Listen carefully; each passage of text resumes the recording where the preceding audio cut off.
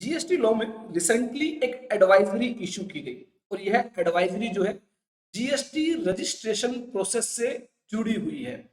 अभी तक GST registration process में काफी सारे बदलाव किए गए, लेकिन अब एक नया और बहुत बड़ा बदलाव जो है जीएसटी रजिस्ट्रेशन प्रोसेस में होने वाला है और यह है बायोमेट्रिक बेस्ड आधार ऑथेंटिकेशन। तो जो गवर्नमेंट जो है फेक बिलिंग के अगेंस्ट कुछ ऐसा प्रोजेक्ट ला रही है जहां पर किसी भी व्यक्ति की केवाईसी को यूज करते हुए कोई भी व्यक्ति जो है फ्रॉडुलेंटली जीएसटी लॉ में रजिस्ट्रेशन ना ले और जो रजिस्ट्रेशन ले वो जेन्युइन जो टैक्स पेयर्स है वही अपने आप को जीएसटी लॉ में रजिस्टर्ड करा पाए।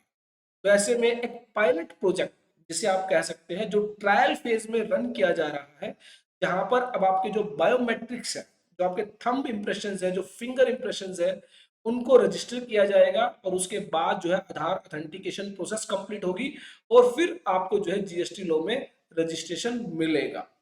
तो यहाँ पर यह एडवाइजरी इशू की गई है 4 नवंबर 23 को।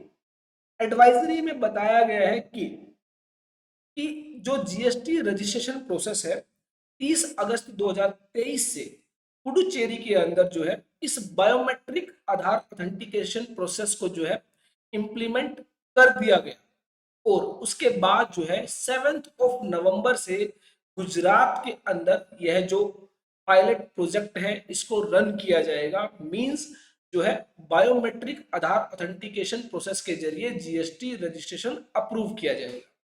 तो एक सवाल आता है, क्या सभी लोगों को जो है बायोमेट्रिक बेस्ड आधार ऑथेंटिकेशन प्रोसेस कंप्लीट करनी होगी? जी नहीं।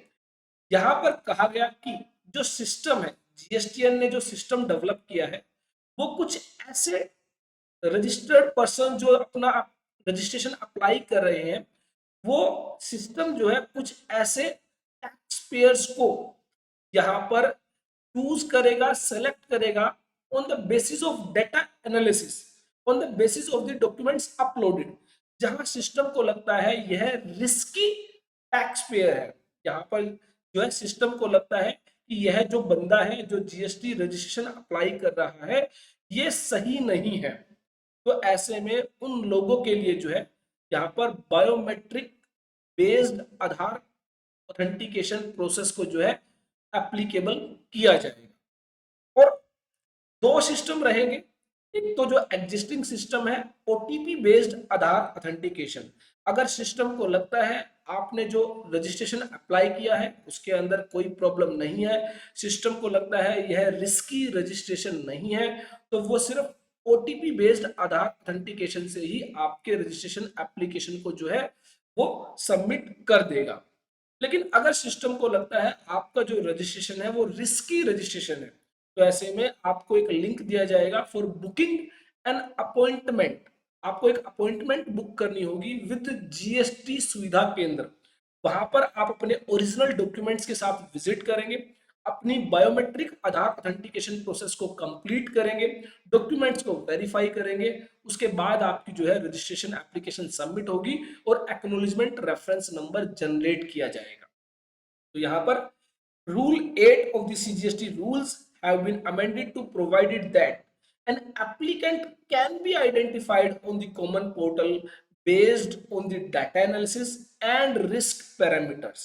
तो जो डाटा एनालिटिक्स है और जो रिस्क पैरामीटर्स है उसके बेस पर यह डिसाइड किया जाएगा कि आपकी रजिस्ट्रेशन एप्लीकेशन के अंदर आधार बेस्ड जो है ओटीपी के जरिए वेरिफिकेशन की जाएगी या फिर बायोमेट्रिक आधार ऑथेंटिकेशन प्रोसेस के जरिए वेरिफिकेशन की जाएगी।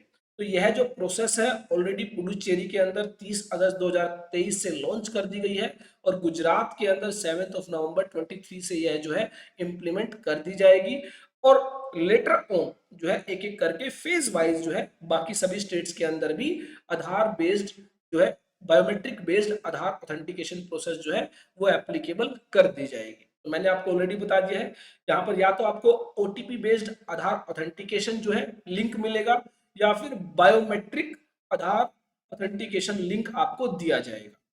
और एप्लीकेंट को अगर ओटीपी बेस्ड आधार ऑथेंटिकेशन का लिंक मिला है तो सिंपली आज की डेट में जैसे वो रजिस्ट्रेशन अप्लाई करता है सिंपली वैसे ही रजिस्ट्रेशन अप्लाई होगा।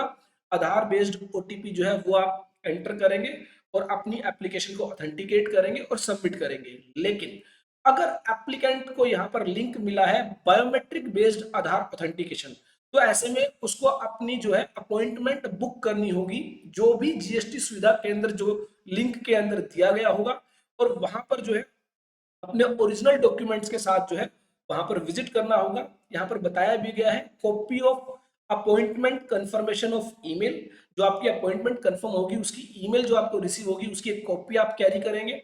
जो डिटेल्स ऑफ जुडिक्शंस हैं वो भी आपकी मेल में दी गई होगी, वो आप कैरी करेंगे।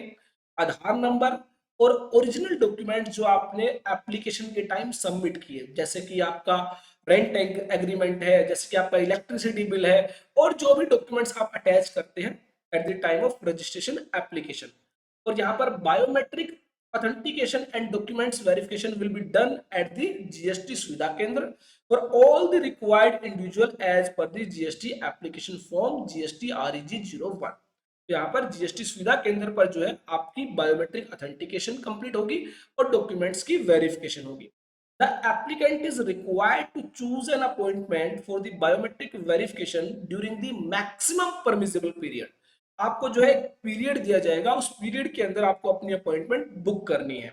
In such cases, ARN will be generated once the biometric based Aadhaar authentication process and document verification are completed। तो जैसे ही आपकी ये प्रोसेस कंप्लीट होगी उसके बाद जो है ARN जनरेट किया जाएगा। The feature of booking an appointment to visit a GSK is currently available for the applicant of Gujarat state and it will be extended to the other notified states, union territories shortly। तो धीरे धीरे जो है सभी states में, union territories के अंदर ये जो बुकिंग सिस्टम है अपॉइंटमेंट बुक करने का, विजिट करने का, ये धीरे धीरे सभी स्टेट्स में इंप्लीमेंट कर दिया जाएगा।